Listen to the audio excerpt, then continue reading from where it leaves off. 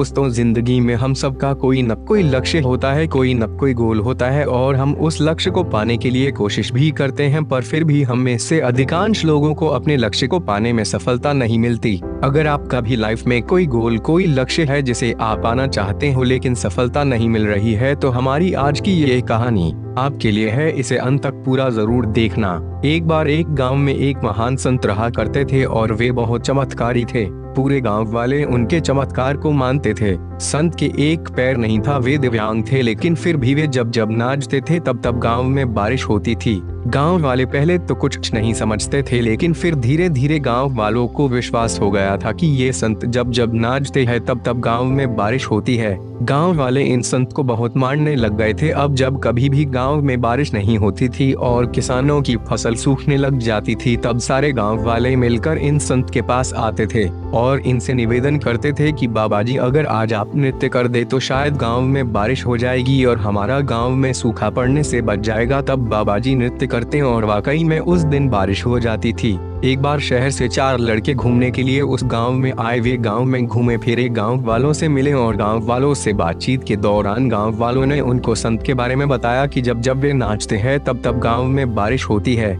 अब शहर के लड़कों ने जब ये सुना तो वे बहुत हंसे। उन्होंने गांव वालों का बहुत मजाक उड़ाया और उनसे कहा कि शहर के लोग आज कहां से कहां पहुंच गए। हर फील्ड में उन्होंने तरक्की कर ली और एक आप हो कि अभी तक इन सब अंधविश्वास में यकीन करते हो।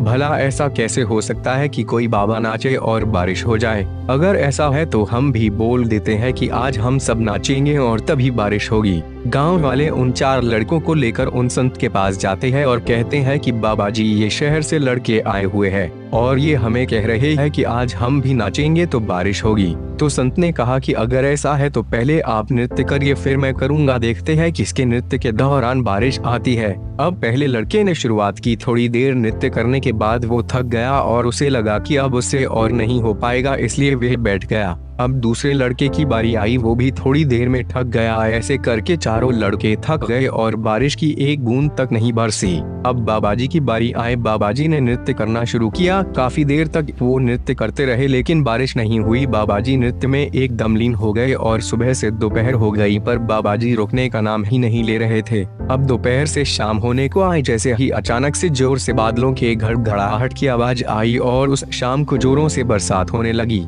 लड़के भी ये चमत्कार देखकर हक्के बक्के रह गए और उन संत के चरणों में गिर गए और माफी मांगी। अब उन्होंने संत से पूछा कि बाबा जी, आपने ये चमत्कार कैसे किया? तब उन्होंने कहा कि पहली बात तो ये कि जब भी मैं नाचता हूँ मैं ये सोचता हूँ और मानता हूँ कि बारिश होगी, और दूसरी बात ये कि मैं तब तक नाचता हूँ जब तक बारिश नहीं हो जाती। दोस्तों, जिंदगी में भी सफलता तभी मिलती है जब आप ये 2 बातें मानकर चलते हो। पहली कि आपको सफलता जरूर मिलेगी और दूसरी कि आप तब तक मेहनत करेंगे जब तक कि आपको सफलता नहीं मिल जाती। वो कहते हैं न कि अगर आपको अपना लक्ष्य नहीं मिल रहा है तो आप अपना लक्ष्य मत बदलिए, आप अपना प्रयास करने का तरीका बदलिए। जिस दिन आपने अपने प्रयास करने का तरीका बदल दिया, हो सकता है कि उस दिन लक्ष्य आपके आसपास ही कहीं हो। इसलिए जिंदगी में मेहनत करते रहिए, हिम्मत मत हारिए, आपको जरूर सफलता मिलेगी। दोस्तों, उम्मीद है आपको ये कहानी बहुत पसंद आई होगी। ऐसी ही और भी सक्सेस मोटिवेशनल स्टोरीज हमारे चैनल पर आएंगी। उसके लिए चैनल को सब्सक्राइब करना ना भूले। आप वे सब भी जरूर देखना, आपको अच्छा मोटिवेशन मिलेगा जिससे कि आपको लाइफ में आगे बढ़ने में मदद मिलेगी। जय हिंद, जय भारत।